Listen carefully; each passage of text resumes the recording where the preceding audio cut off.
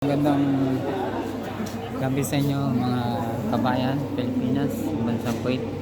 Narito kami ni Mrs. sa Kuwait Tower. Yan, nasa taas kami. Yan, may ikot tong itong sinasakyan namin. Ayan, umiikot. Oh.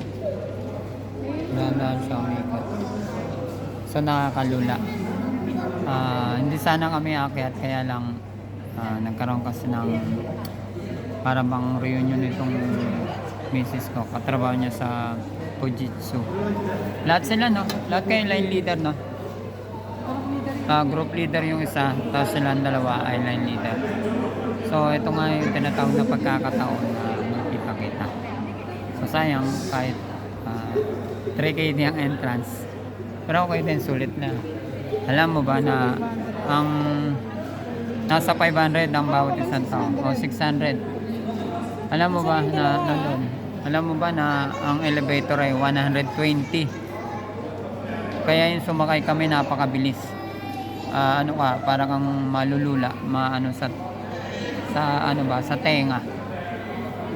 Parang mabibingi ka. Ang tulin gulat ako eh. Kaya na yung dalawa nag-enjoy na. So ito naman kami ng misis ko. Harap.